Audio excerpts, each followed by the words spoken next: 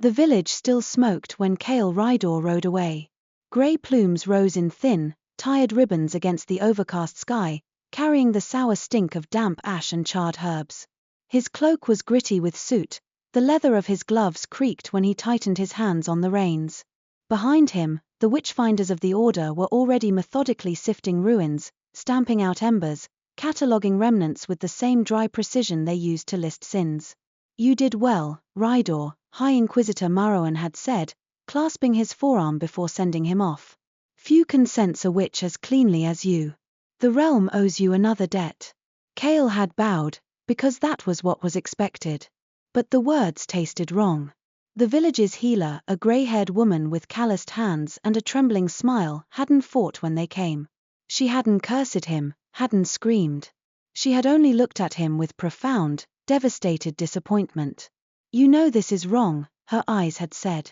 And something inside him, something that was not entirely his own, had thrilled at her fear just the same. Now, as his grey mare picked her way onto the forest path beyond the village fields, the world narrowed to damp leaves and the quiet clop of hooves. The canopy overhead thickened from bare branch hedgerows to towering beeches and oaks. The road became no more than a suggestion pressed into the undergrowth. Kael exhaled slowly, mist curling in front of his lips in the cool air. "You're brooding again," a voice murmured inside his mind. Smooth.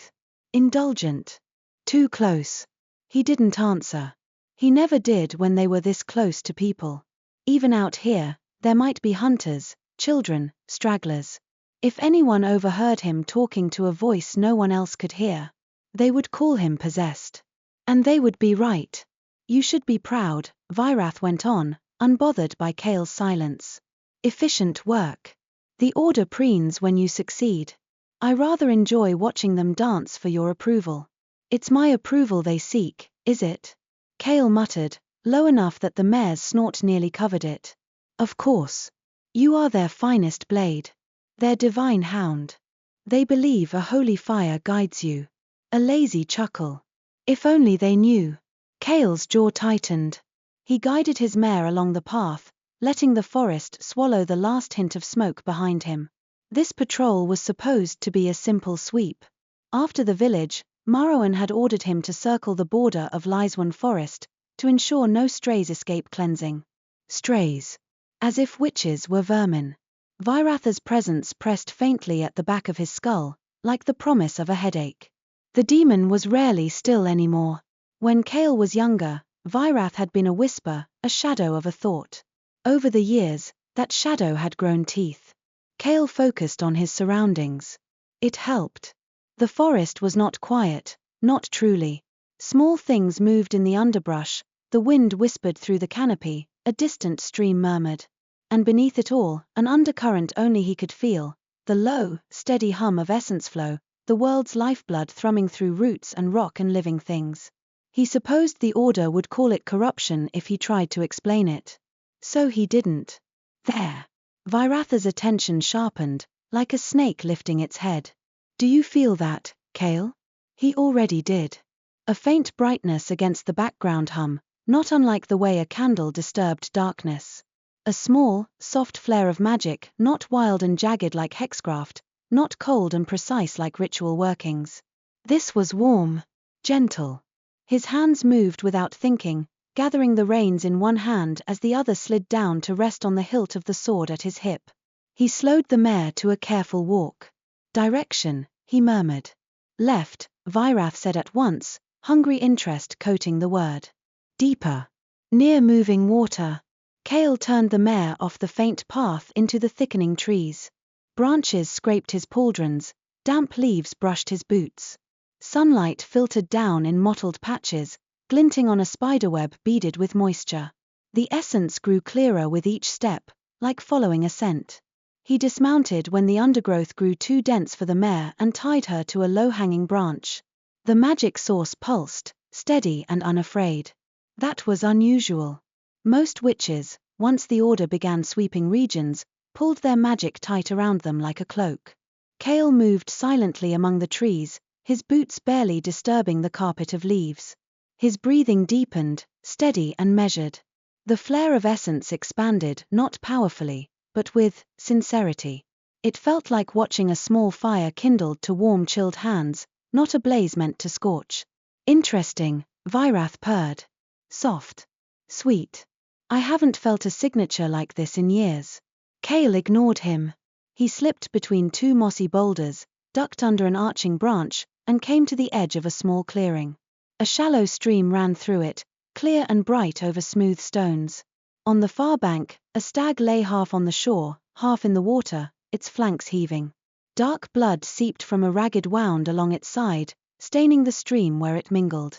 Kneeling beside it was a woman in a green-grey cloak, her back to him. Her hands hovered just above the stag's wound, fingers trembling with concentration. Light, no, not quite light, more like a soft shimmering distortion, pulsed beneath her palms. The essence he'd been sensing radiated from that working, from her. Stay, she whispered to the animal. Please. Just a little longer. I'm here. The words were spoken with such fierce gentleness that Kael felt his shoulders tense. Witches did not plead. They commanded. They bargained. This one sounded like she was trying to comfort an injured child. He should act. He knew the protocol: approach with caution, command surrender, bind, question. Instead, he watched for a heartbeat longer. Her hair, a dark brown with copper threads, was braided loosely down her back, the plait fraying as if fingers often worried at it when she thought. Her cloak was mud-stained at the hem. No jewelry. No visible sigils. If he hadn't felt the magic, he might have taken her for a simple forester. The stag gave a shuddering groan. The shimmering around her hands intensified, then narrowed, threading into the wound in delicate lines. Essence, Kael realized, with a start. She was coaxing the creature's life force back into alignment, weaving it around the edges of broken flesh. Not just mending body, but soothing the fright tangled in its spirit. Heart-weaving, Vyrath said, unusually sober. How quaint. How rare. Kael moved then. He stepped out into the clearing, boots crunching softly on gravel. Stand and turn around, he commanded, voice level. The woman jerked, the shimmering around her hands flickering. The stag made a strained noise, trying to surge up. She pressed one hand lightly to its neck. Easy, she murmured to it, before slowly rising to her feet. She turned. Her eyes struck him first. Not their color, though they were a clear, steady hazel, but the way they took him in all at once. The armor, the order's sigil on his cloak clasp, the sword at his side. Her gaze dropped briefly to his gloved hands, then returned to his face. He saw the moment she recognized the sigil. A flicker of fear passed through her, tightening her mouth, but she didn't run. Her hands moved instead to fold in front of her, fingers still faintly glowing from the interrupted magic. Witchfinder, she said quietly. Her voice was softer than he expected, but not fragile. Alert. Braced. You are practicing forbidden arts, Kael replied, the words rote. Name yourself. Something like resignation touched her features, as if she'd always known this day would come. Seliane Thorne, she said. The stag was bleeding out. I only meant to help. Kael's gaze flicked to the animal. Its breathing was already steadier, the blood had slowed. The gash was narrower than it should have been for a wound that size. Her magic was effective, then. She used witchcraft, Vyrath crooned. Her intentions are irrelevant. She's prey. Take her. Kael kept his voice even. Step away from the animal. Hands where I can see them. Seliane obeyed, taking 2 careful steps sideways, palms raised, fingers spread. The glow around her hands had already dimmed, but the residual essence clung to her like the warmth of a candle just snuffed. You came alone, she asked. Does it matter? Kael said. Her gaze searched his, and he had the unsettling sense she wasn't just looking at his face. Something in her expression shifted, a faint crease forming between her brows. There's something wrong in you, she murmured before she could stop herself. Color rose to her cheeks as she realized what she'd said aloud. I mean. He moved faster than the apology. In 2 long strides he had crossed the stream, water splashing at his boots. He caught her wrists in one hand and pulled them down, reaching with the other for the binding cuffs at his belt. Her pulse fluttered against his fingers. She didn't fight, not yet, but her muscles were tense, ready. You will not cast, he said. You will not speak any words of power. If you attempt either, I will assume it is an attack. I wasn't attacking, she said, breath catching as cold iron touched her skin. You're carrying a corruption. The world lurched. Vyrath surged up inside him like a wave of molten tar. For an instant Kael's vision blurred, the forest smearing into streaks of color. His grip on Seliane's wrists tightened involuntarily. Ah, there you are, the demon hissed. So that's what prickled. This little Heartweaver can see me. The presence pressed outward, testing the boundaries of Kael's flesh as if pushing at the walls of a too-tight room. His heart hammered against his ribs under the pressure. It had never been like this sudden, this strong. Kael gritted his teeth. Stay still, he forced out. Seliane's eyes widened. Up close, she could see the sheen of sweat beading at his temples, the way his pupils had dilated too far. She had seen people with fevers look like that. She had also seen animals poisoned by blight. You're hurting, she whispered. Vyrath laughed inside him. She's not entirely witless. Your little healer has sharp eyes. Then the demon shoved. Pain lanced through Kael's skull, white, blinding, edged in fire. His knees buckled. His hold on Seliane's wrists became a crushing vice as he clung to the only steady point in his collapsing world. The essence flow around them roared in his senses, surging and twisting as if stirred by a storm. The stag stumbled to its feet with a panicked cry and bolted into the trees, hooves crashing through undergrowth. Let go, Seliane gasped, trying not to panic as his fingers bit into her skin. You're hurting me. He couldn't. His hand wouldn't obey. Vyratha's presence flooded his limbs, thick and suffocating. Oh, Kael, the demon murmured, voice liquid with malice. You've been so careful, so restrained. But she is a threat. She sees me. We cannot allow that. His free hand twitched toward his sword. Seliane saw it in the same instant she felt the wrongness saturating him. This wasn't simple anger. This was a force trying to hollow him out from the inside. His possessed, her mind supplied, cold and clear even as her heart hammered. Not fully. Not yet. But it's close. If she did nothing, he would either be consumed or he would kill her in the struggle. Neither outcome served anyone. The forest itself hummed uneasily, leaves rustling without wind. Kael, she said sharply. His eyes snapped to hers, and for a heartbeat she saw him through the darkness, a man struggling not to drown. Fight him, she said. I can help, but you must give me your hands. Stupid girl, Vyrath spat. She thinks she's not already in our hands. Seliane inhaled deeply, centering herself. Her wrists throbbed where his fingers clamped, but beneath the pain she felt the frayed edge of his essence, the place where the demon's corruption pressed against his soul like a mold creeping across cloth. She needed contact. She already had it. She needed consent. That was more complicated. I can stitch around the wound, she said quickly, the words tumbling out. Like I did for the stag. Not remove it, not now, but strengthen the parts of you that are still yours. Buy you time. Kael's breath came ragged. Vyrath snarled within, lashing at his will, urging his arm to draw steel. She lies, the demon hissed. She wants to unmake you. Crush her throat. Then we will have peace. It would be so easy. One motion. One end to all this doubt. No, Kael rasped. His voice sounded distant to his own ears, as if coming down a long tunnel. No more, killing. Seliane's eyes gentled, even in the midst of fear. Then let me help you, she said. Please. Just this once, trust a witch. He almost laughed at that. It came out as a strangled exhale. Trust a witch. Trust the very sort of person he'd spent a decade hunting. Trust the one the Order said would doom him. But the Order had never told him what to do with a demon tied to his soul. His knees hit the muddy bank as his strength gave out. Still, his hand would not release her. His other hand tore clumsily at the binding cuffs at his belt, but his fingers were numb. Do it, he forced out. Whatever it is. Just do it quickly. Seliane didn't waste time on gratitude.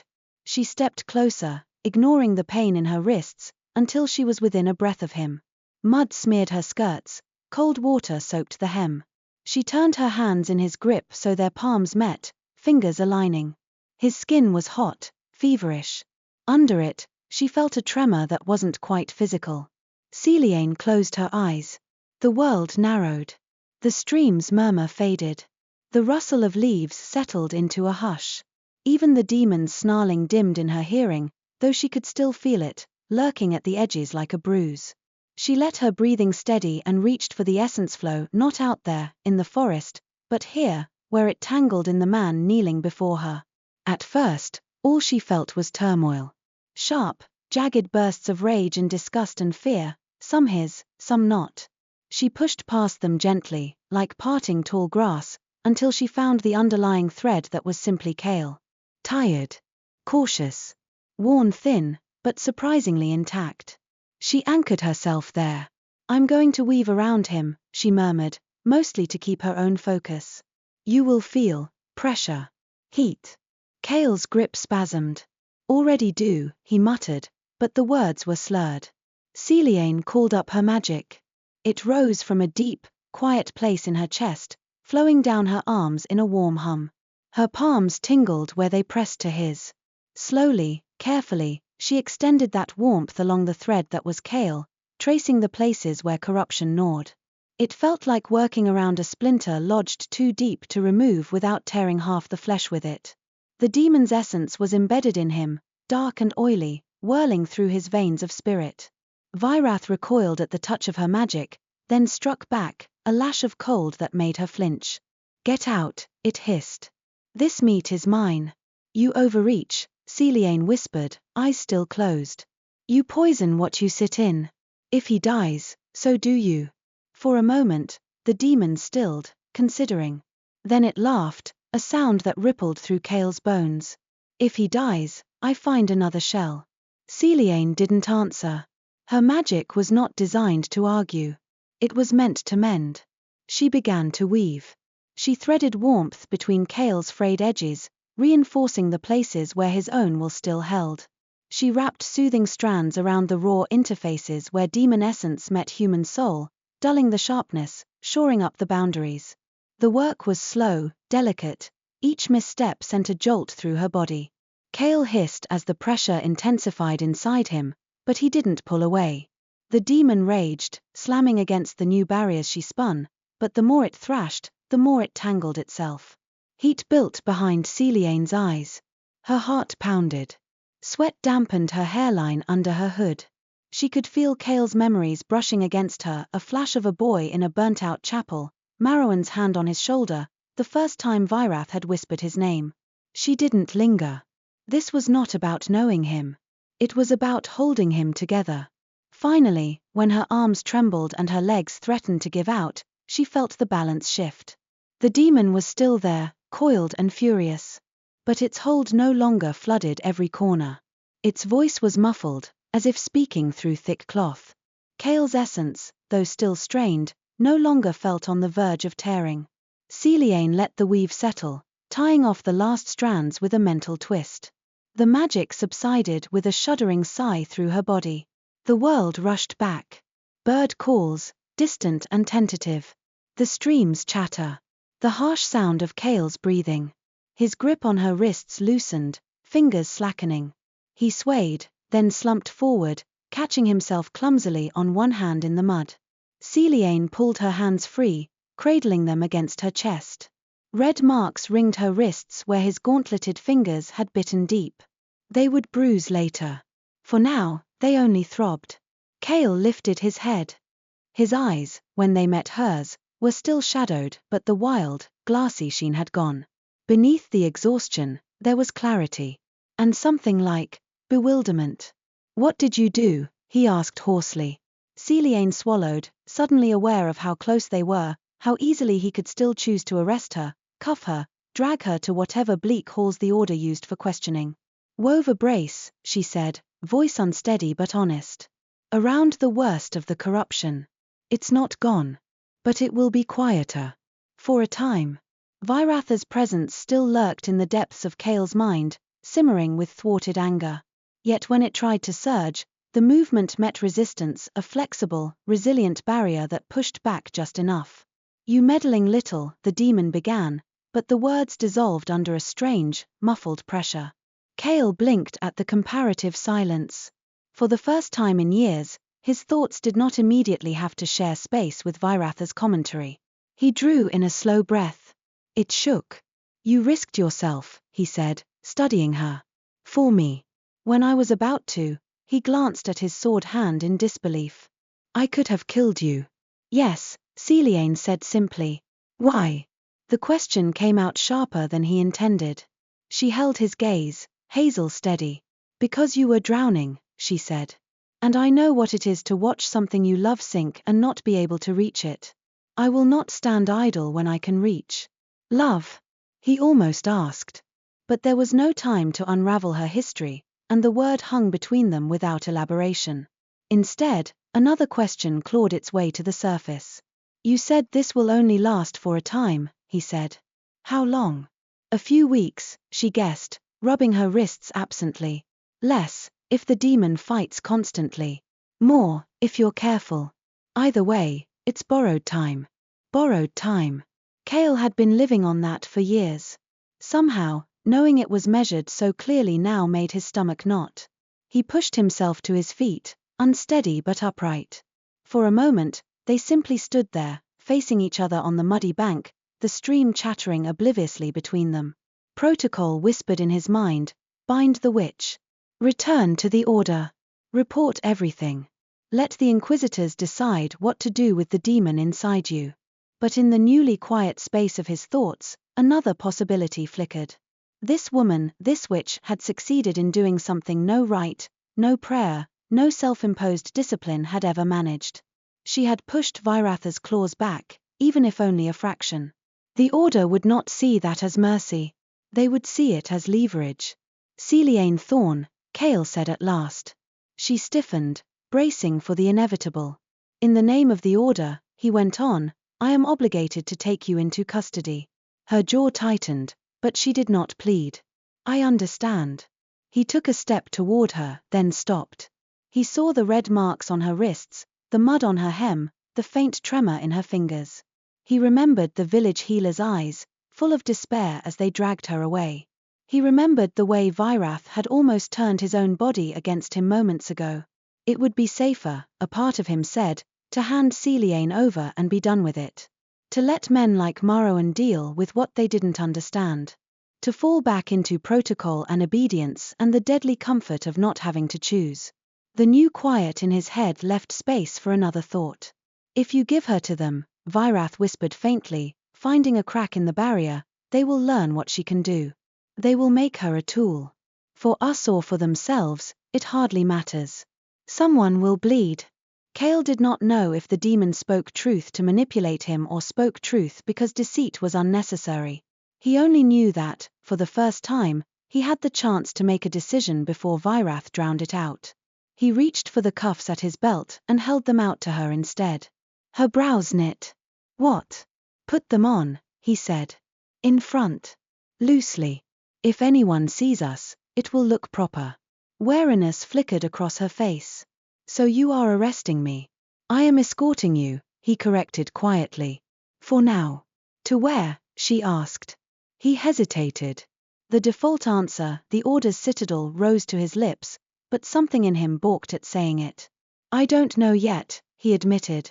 "But wherever we go, the Order will hunt us both if they learn what you've done. You made yourself a threat by touching what they revere as holy." Her eyes widened slightly. "They think your demon is holy?" Kael's mouth twisted. "They call it a blessing," he said. "A sign I was chosen to sense witches. They do not know its name." Seliane looked down at his outstretched hands, at the iron cuffs resting there like a decision. Then she looked back up at him. "You saved no one in that village," she said softly, not cruelly, just naming what he already knew. "But you are trying to save me after I just saved you. That complicates things, Kael Rhydoor." He almost smiled. It came out tired. "My life is nothing if not complicated." After a heartbeat's pause, she took the cuffs. She slid them over her wrists and closed them with a click, leaving enough space that they did not bite into skin. The chain between them rattled softly. "You could have run," he said. She shrugged, a small, weary motion. "You would have caught me," she said. "And you'd be worse off if I left. The demon would have more room." He couldn't argue with that. He picked up his sword from the muddy bank where it had fallen and sheathed it. Then he nodded toward the trees where his mare waited. "Can you walk?" "My legs are made of water at the moment," she admitted. "But yes." They started back toward the path, keeping close to the stream where the ground was firmer. The forest watched them go, branches swaying in a wind that hadn't yet reached the ground. Vyrath sulked in the recesses of Kael's thoughts, testing the new restraints, probing for weaknesses. The demon's voice, when it finally spoke again, was low and venom-soft. "You cannot keep her," it said. "She will unmake you. Or they will unmake her. Either way, you lose." Kael's hand brushed Seliane's elbow as she stumbled on a root, steadying her without thinking. She drew in a sharp breath, surprised, then murmured a quiet thank you. For the first time since he was a boy, the demon's threat did not feel like the only truth available to him. "We'll see," Kael answered, not to Vyrath, but to the world at large. The path ahead was uncertain. The Order would not be pleased if he returned with a witch at his side instead of shackled at his heel. The demon inside him was wounded and furious. Seliane was an unknown, her magic untested in the face of what coiled in his soul. And yet, as they emerged from the trees into a shaft of pale light, the weight in his chest felt marginally less crushing. For now, he had time. Borrowed, fragile, finite, but time nonetheless. And walking beside him, wrists loosely bound and head held quietly high, was the witch who had bought it. Kael had expected the forest to feel different after the weaving, quieter, perhaps. It didn't. The trees still groaned softly in the morning wind, crows still hopped through half-frozen leaves, the scent of wet moss still clung to the air. Everything was unchanged except for the pressure in his skull. The demon was caged. Not gone, not defeated, but pushed back far enough that Kael felt, for the first time in years, like he wasn't sharing his breath with another creature. Seliane walked beside him, steps careful on the uneven ground. The light slanted through the branches above them, glinting off the loose links of iron between her wrists. She made no complaint as they followed the stream toward the path, though he could hear her breathing grow uneven whenever she stumbled. "You should slow down," she said at last. "Your stride is twice mine." He stopped immediately. She nearly bumped into him. "Sorry," he said, stepping aside so she could move past a patch of tangled roots. She lifted an eyebrow. "You sound apologetic for existing." He huffed a humorless breath. "Just making sure you don't fall. I can manage a forest path, even cuffed." "I know." But when she stepped again, he matched his pace to hers without thinking. They continued in silence for a while, the stream widening into shallow pools where shafts of morning light scattered across the surface. Birds darted overhead. Somewhere in the distance, a woodpecker hammered at a hollow trunk. "You said the Order will consider me a threat now," Seliane said quietly. He kept his gaze ahead. "Yes. For helping you. For touching what they believe is divine," Kael corrected. "They don't know what it truly is. And if they suspect what you can do, they will want to control you. Or destroy you." Seliane nodded slowly, absorbing the information with a seriousness he appreciated. She wasn't dramatic. She didn't gasp or lament. She simply accepted it. "You should have let me go," she murmured. "And leave me." His voice came out sharper than he intended. "After what happened by the stream. After how close it came." Her steps faltered. He looked away quickly. "You would have died," she said softly. "Or killed you," he countered. "Yes," she admitted. "But you didn't." The words settled between them like falling leaves. They reached the bank where he'd left his mare tethered. The horse lifted her head, ears flicking forward. Seliane hesitated before Kael offered his hand. "May I?" she asked. He blinked. "You're asking me? She's your horse." "Well, yes." Kael cleared his throat. "Go ahead."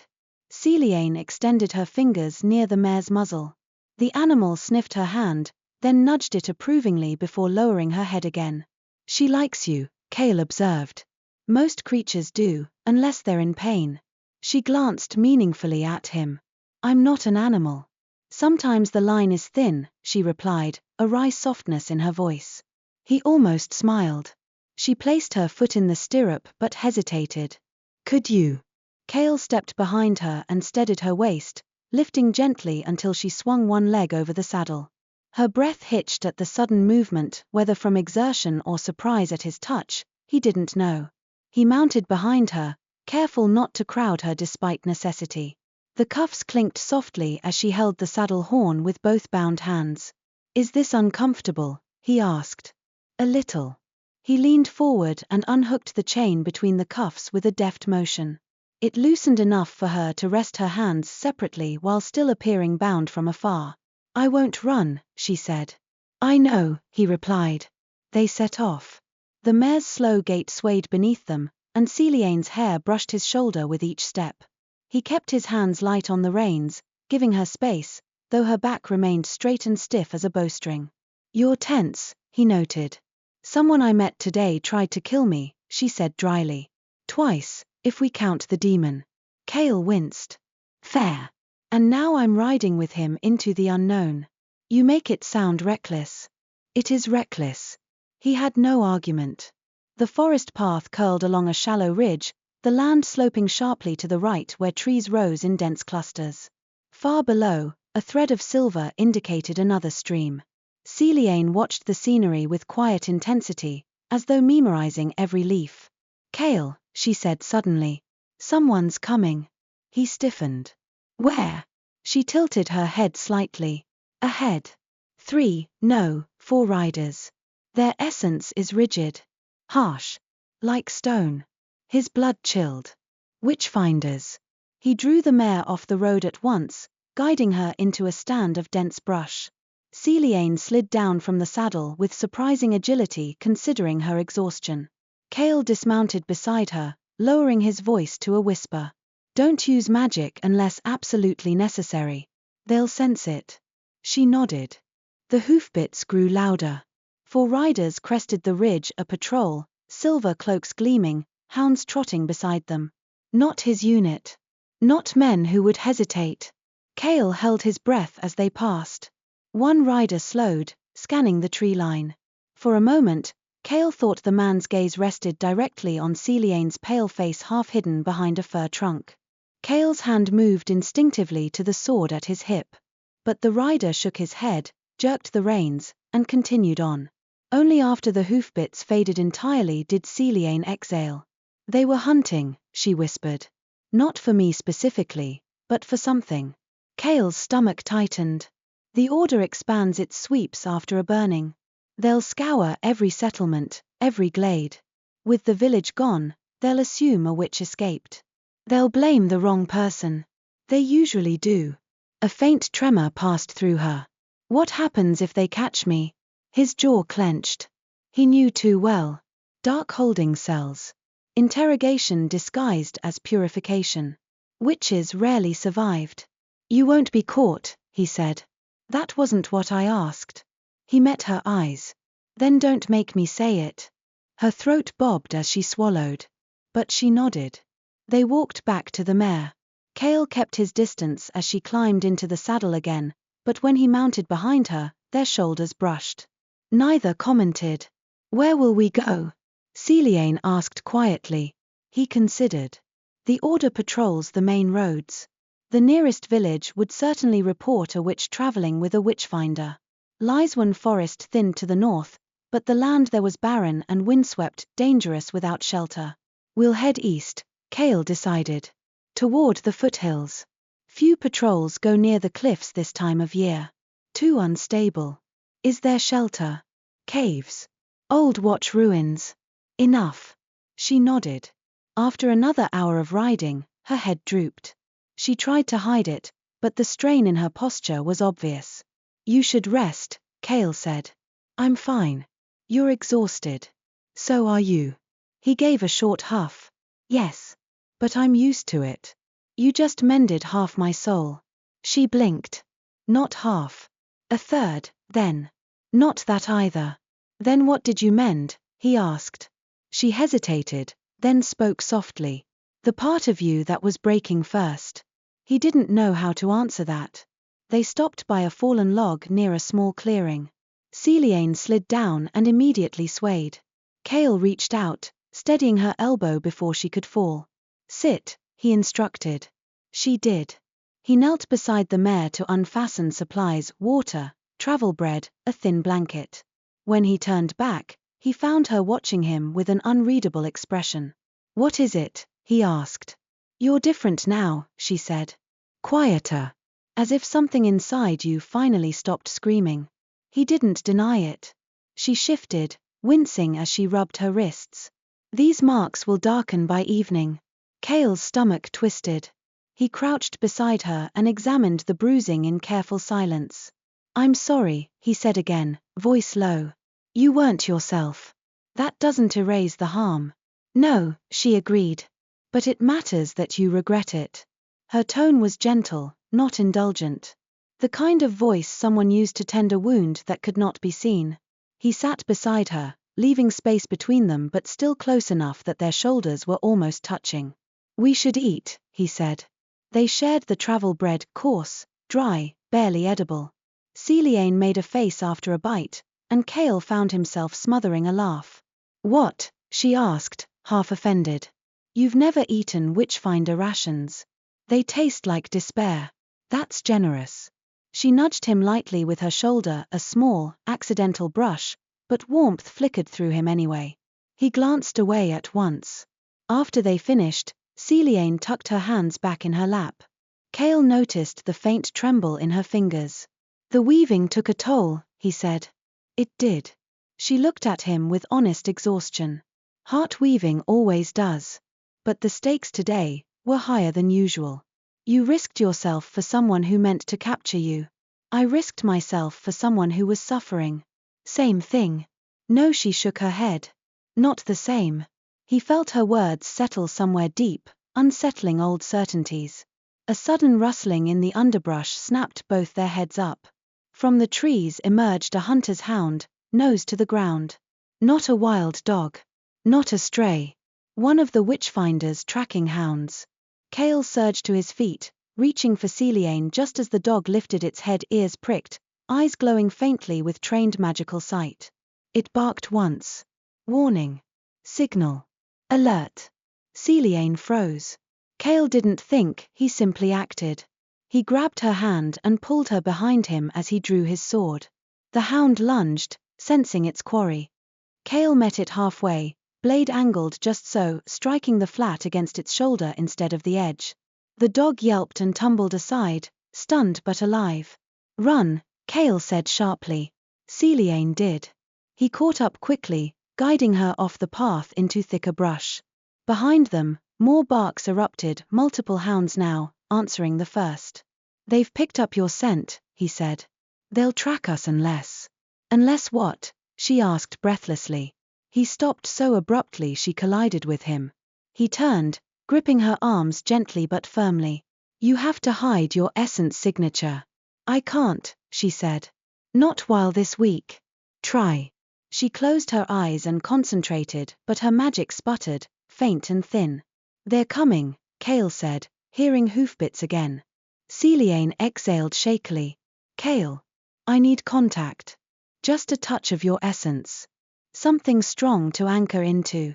He stared at her. What does that mean? She swallowed. It means I need your hands. On mine. For a moment. He didn't hesitate. He took her hands firmly between his own. Her magic flared not outward, but inward, folding around itself like a cloak drawn tight. She pressed her will against the weave, sealing her signature behind layers of muted essence. The hoofbeats grew louder.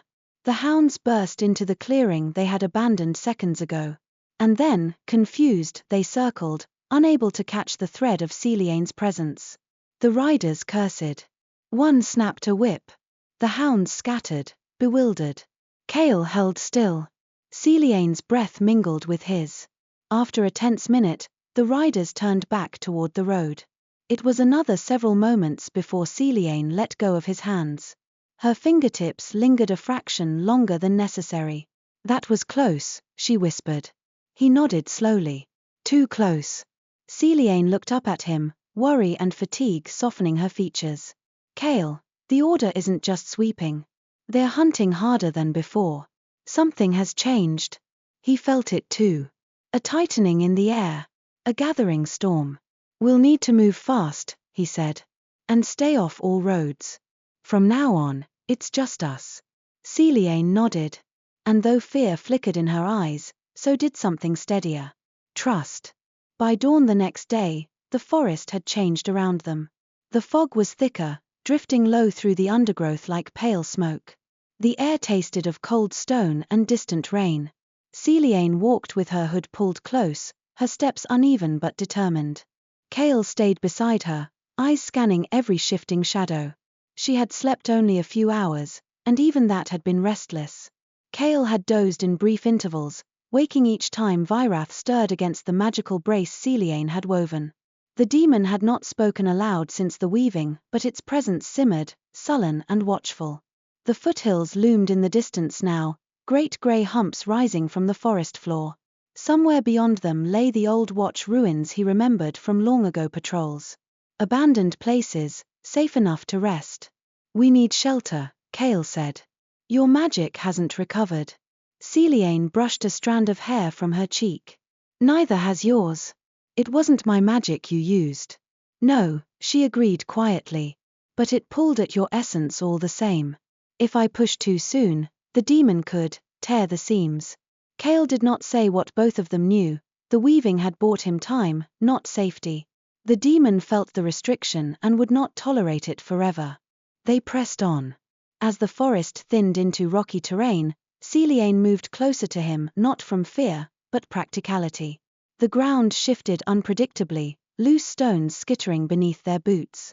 Twice she nearly fell, both times Kael steadied her with a hand around her elbow, releasing her only when he was certain she had regained her footing. Each touch left a faint heat under his skin, unsettling but not unwelcome. We should stop soon, he said as they reached a narrow ravine. There's a cave farther ahead, the kind travelers used before these lands grew dangerous. Seliane nodded and followed him into the rocky pass. The sound changed as they entered a hush, as though the stone itself absorbed their footsteps. Halfway through, Kael halted abruptly. Seliane frowned. What is it? He lifted one finger, signaling silence. At first she heard nothing. Then, faintly, metal scraping stone. A distant echo of voices. Witchfinder's voices. Kael grabbed her hand, pulling her behind a jagged outcrop. They crouched low, pressed close as three armored figures appeared at the ravine's far mouth. Not patrolmen. Inquisitors. Their cloaks were deep crimson instead of grey, the order's sigil stitched in obsidian thread across their chests. Kael's pulse hammered. They're elite trackers, he whispered. They don't follow standard routes. They go where they sense intention. Seliane's eyes widened. Intention? Movement patterns. Sense. Signs of rapid departure. And if they knew a witch escaped the village, his jaw tightened. Then they know someone intervened. And that someone is you, she murmured. The three inquisitors moved efficiently, their hounds sniffing at the air. One paused, turning toward the ravine walls. Kael pulled Seliane closer, too close, but there was nowhere else to go without revealing their hiding place. She could feel the steady thrum of his heart beneath the layers of leather and cloth. He could smell the faint forest scent clinging to her hair. The closeness was dizzying in a way entirely separate from fear. The hounds whined, pulling at their leashes. Too close, Kael whispered. They'll catch your essence even through concealment. Seliane swallowed. Then you need to mask me. How? She took his hand, cool fingers slipping into his, and guided it to settle over her heartbeat. He froze. What? You're carrying enough demonic residue that your aura overpowers mine, she said softly. If I stay close, very close, the dogs will sense only you. He had never felt someone's pulse under his palm like this. Warm. Steady. Human. A startling contrast to the cold shadow lurking in his own veins. Her cheeks flushed faintly. Kael, please. Focus. He swallowed hard and nodded. They pressed into the shelter of the stone as the inquisitors moved past, hounds snarling but uncertain. The men paused briefly, debating the direction of the scent trail. One pointed east. Another shook his head. "They're confused," Seliane whispered. "Good," Kael murmured. "Let them stay that way." At last, the group continued deeper into the ravine away from where Kael and Seliane hid. Only when the last echo of boots faded did Seliane exhale and step back from him, withdrawing her hand. Kael cleared his throat. "Your idea worked." "Yes," she said, clasping her hands in front of her. "Though next time I'd prefer not to involve demon residue." "I'll keep that in mind." They continued through the ravine until they reached the cave, a broad, shallow hollow in the rock, large enough for shelter but small enough to defend. Kael checked it meticulously before allowing her to enter. Seliane eased down onto a stone ledge, fatigue pulling at her features. Kael lit a small fire between two rocks, careful to shield the glow from outside with his cloak. "You should eat," he said, handing her a piece of travel bread. She eyed it. "I think this bread is an act of cruelty disguised as sustenance." He almost smiled. "You get used to it." "I'd rather not." They ate in silence for a few minutes until Seliane spoke again, her voice softer. "The demon is pushing, isn't it?" Kael stiffened. "You can feel that." "I can see it in your eyes," she said. "The way the shadows shift behind them."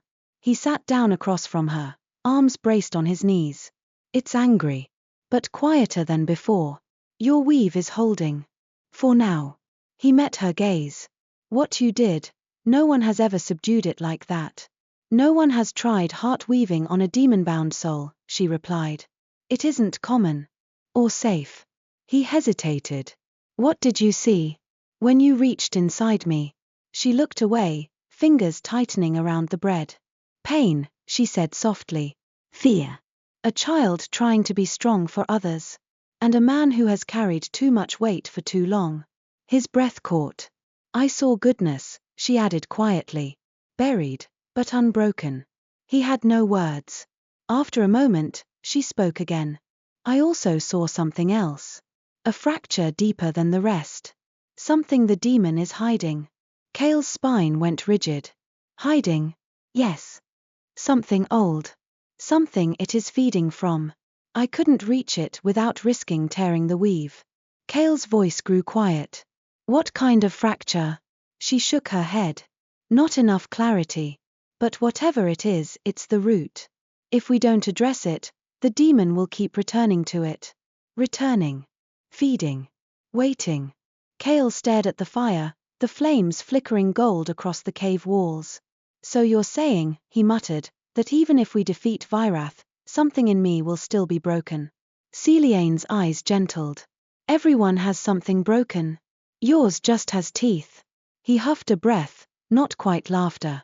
"That's comforting." "It should be," she said. "Because things with teeth can be pulled out." Their eyes met, and something passed between them, quiet understanding, shared resolve, a fragile warmth Kael didn't dare name. But it was Seliane who looked away first, drawing her cloak tighter. "You should rest," she said. "The next weaving will take more strength." He blinked. "Next weaving?" "Yes," she said. "If we're to reach the root of your bond with Vyrath, I'll need more than a surface weave. I'll need to go deeper." "That could kill you." "It could kill you if I don't." The fire crackled softly. "Seliane," he said quietly, "you're risking yourself for someone you met only yesterday." She met his gaze again, steady and unflinching. "You said once that you were drowning," she replied. "I don't leave people to drown."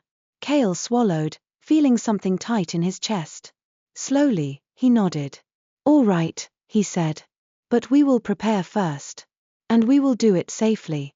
If anything feels wrong, you stop. I won't lose myself to this.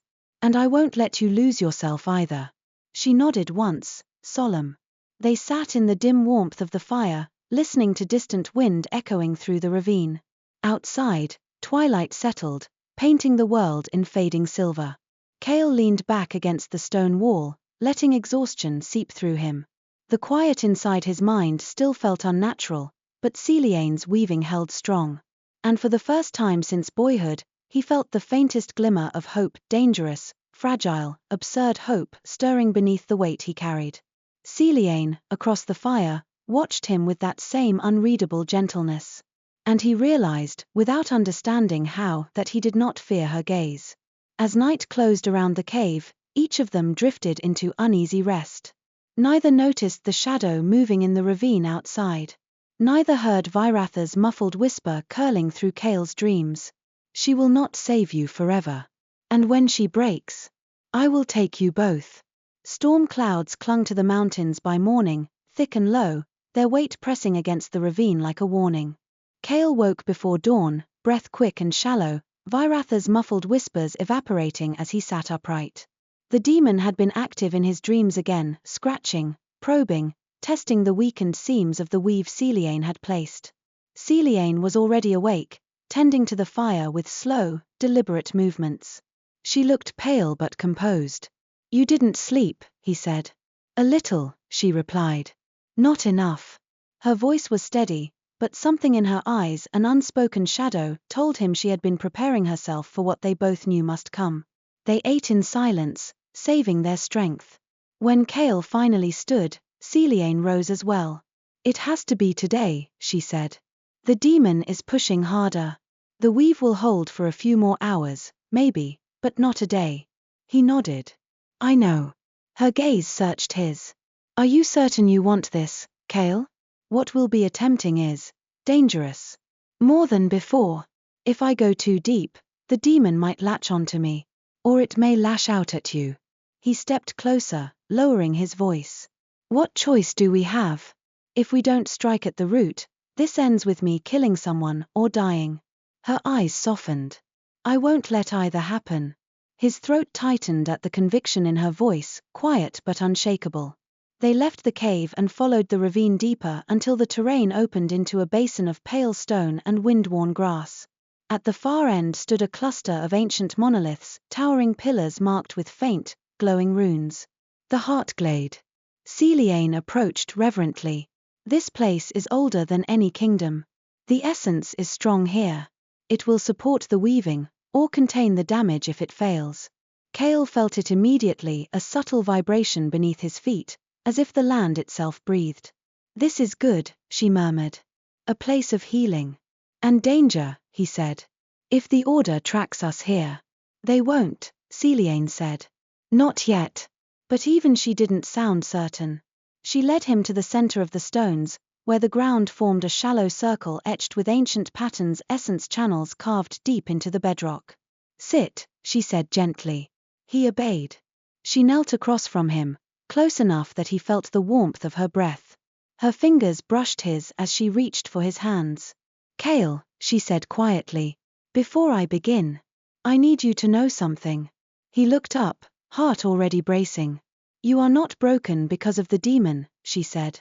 The fracture I felt, it began long before Virath touched you. He stiffened, instinctively withdrawing before forcing himself to remain still. I don't remember anything like that. You don't have to remember for it to be real. He swallowed. So this ritual will show me? It may. Her voice softened. And whatever you see, I'll be with you. The wind shifted, carrying the first hint of rain. Close your eyes, she whispered. He did. Her hands cupped his, one over each, and the essence flow surged, rippling through the glade. Warmth traveled up his arms, into his chest, toward the brittle place where Virath coiled. Seliane breathed in deeply, and began the heart weaving. At first, it felt like sinking, slow, dreamlike. Kael felt his awareness pull inward, away from his body, into the deep currents of essence that marked the boundary between soul and spirit. Light unfurled around them, silver-white and fluid. Seliane appeared beside him, not physically, but through the tether she created. Her presence was a soft glow, steady and warm. Stay with me, she said. He nodded, though his voice didn't seem to work in this place. Ahead stretched a trail of fractured light, Kael's essence, splintered by years of corruption. Viratha's shadow pulsed at the far end, a coiled darkness gnawing at the fractures. Seliane moved toward it, Kael beside her. The fracture widened, revealing fragments of memory. A boy kneeling in a burned chapel. A cold hand gripping his shoulder. A voice whispering, "You were chosen for this."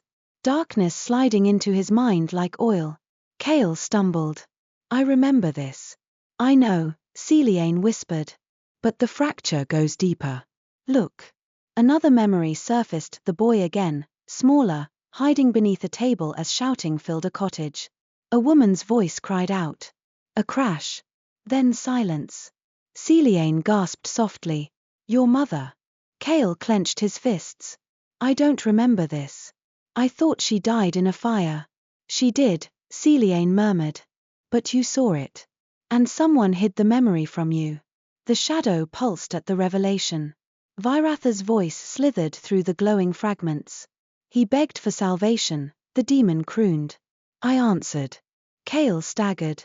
Seliane caught his arm. "Don't listen," she whispered.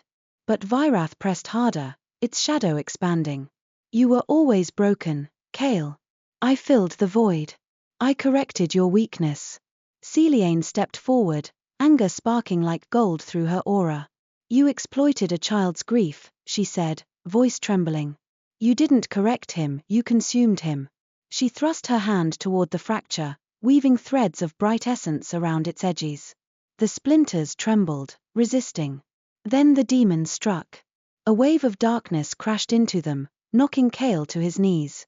Seliane cried out as the shadow wrapped around her, trying to drag her deeper.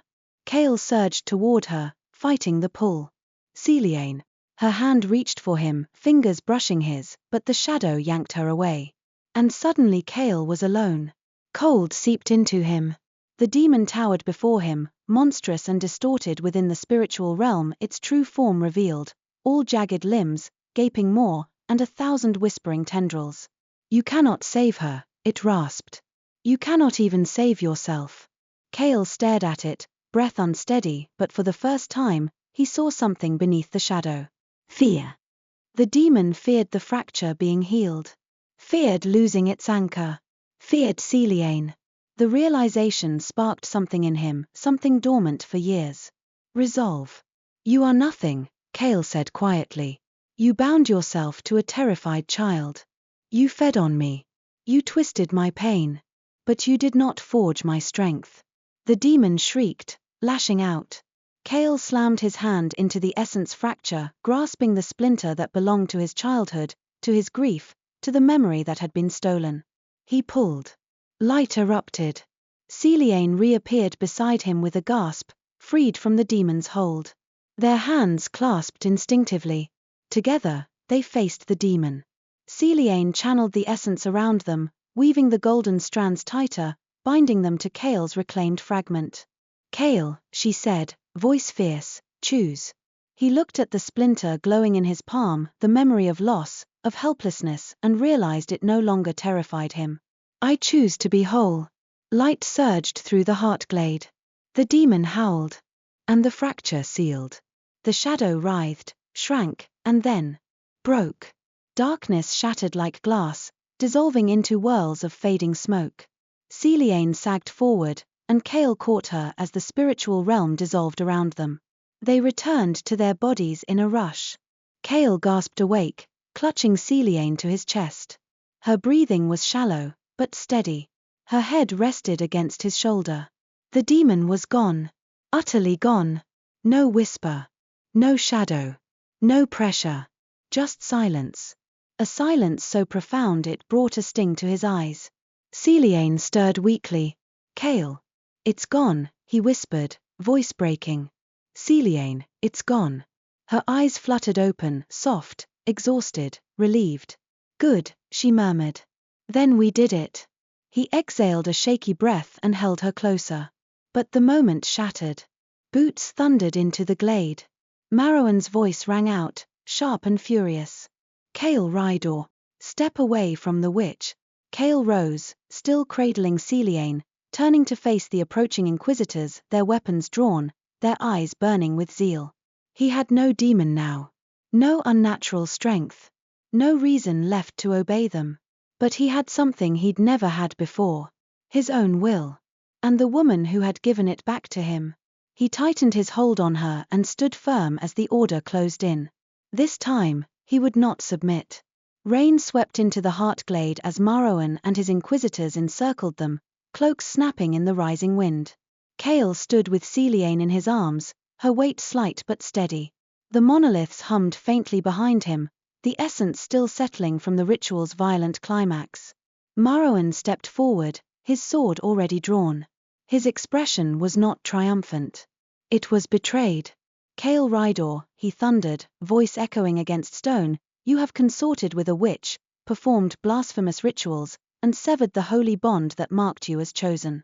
Kael met his mentor's gaze, unmoving. It was never holy. Marrowan's jaw twitched. Rain plastered grey strands of hair to his face. That demon was a gift, proof that you were meant to lead us. No, Kael said, voice even. It was a parasite feeding on trauma you forced me to forget. Shock flickered through the inquisitors behind Marrowan. They hadn't known. Kael saw it in their stiff postures, their darting glances. Marrowan's grip tightened on his sword. You speak as though the word of the Order is false. The word of the Order, Kael said, is built on fear you choose to call righteousness. Lightning flashed above them. Seliane stirred faintly in his arms, her hand curling against his chest. Marrowan's eyes narrowed. Put her down. Step away. You may yet receive mercy. Kael almost laughed at the absurdity. Instead, he shifted Seliane gently, lowering her until she stood on her own feet, though he kept one arm around her waist. She wobbled but straightened. Seliane faced Marrowan with exhausted clarity. Your mercy is a cage, she said quietly. Or a pyre. Several of the younger inquisitors flinched. One, a familiar face Erindel, looked openly stricken.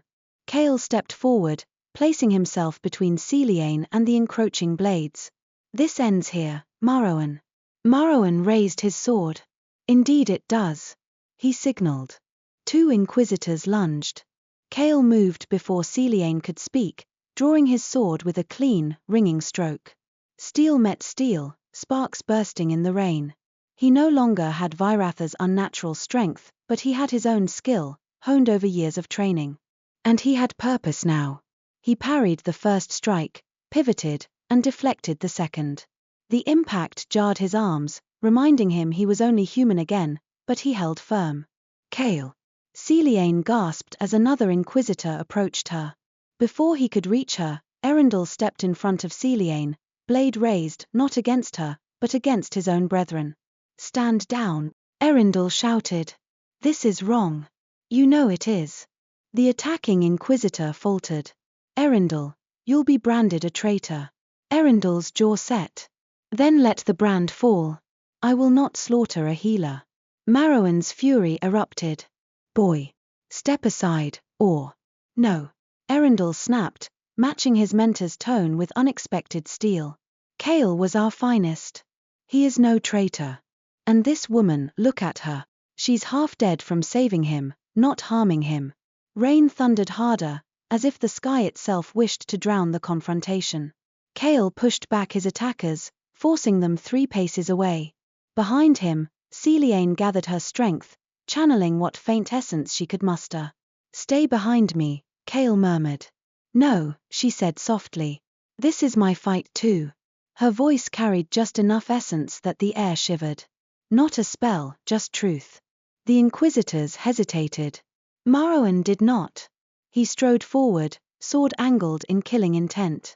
If no one else will carry out justice, I will. Kael stepped forward to meet him. But Seliane touched his arm, stopping him. Let me speak, she whispered. Against every instinct, he allowed it. Seliane walked forward alone, rain streaking down her bruised wrists, her steps wavering but purposeful. High Inquisitor Marrowan, she said, voice trembling but steady, you believe magic is only destruction. But I have seen it heal. I have seen it mend wounds no blade could reach. Kael is free now not because of fear, or duty, or chains, but because someone chose compassion. Her gaze softened, aching, earnest. You could choose it too. Marrowan's face hardened into something like regret.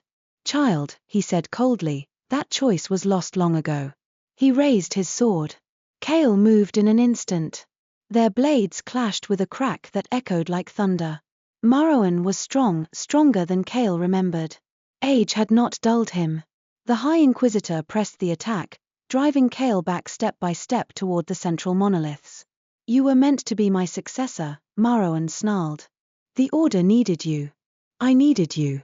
You needed a weapon, Kael said, parrying a savage strike. Not a man.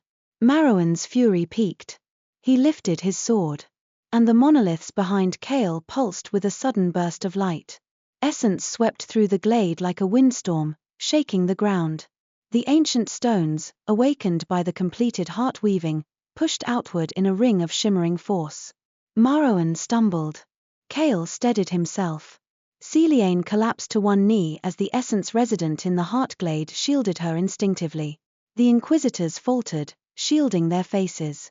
When the light dimmed, every blade in the glade glowed faintly along its edge. Including Marouin's. He stared at it in shock.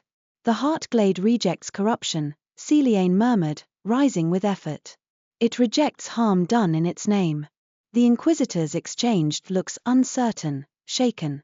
Erindel sheathed his blade first. Sir, we cannot fight here. Not against this. Marouin's lips thinned. You cowards. But Kael saw it, fear. Not of Seliane. Not of Kael. Fear of the truth the Heartglade had revealed. Kael lowered his sword. Marouin. Leave. Take your men. The Order has no claim here. Marouin's gaze burned. This is not over. No, Kael said quietly. It is. Lightning cracked overhead, striking a distant peak. The glade trembled again, as if urging the Inquisitors to choose wisely. Marouin's fury finally broke not into attack, but into retreat. With a choked command, he turned away, his cloak snapping behind him. His Inquisitors followed, some with shame, others confusion, and only a few with lingering hatred. Erindel lingered. He bowed, not deeply, not formally, but sincerely. You saved him, he said to Seliane. And perhaps, you saved us too. Then he jogged after the others, disappearing into the storm. Silence filled the glade. Kael exhaled shakily and turned to Seliane. Are you hurt? Only tired, she whispered. And you? He paused. Tested the silence inside him. It remained still and whole. Free. Seliane smiled then, a soft, brilliant expression that pierced the last shadow in his chest. His breath caught. You freed me, he said quietly. Seliane shook her head. No. I helped you find the part of yourself that could banish the demon. You freed you. Rain softened into a drizzle. The Heartglade glowed faintly around them, as if listening. Kael stepped closer. I don't know what comes next, he admitted. The Order will not forgive this. I've lost my place.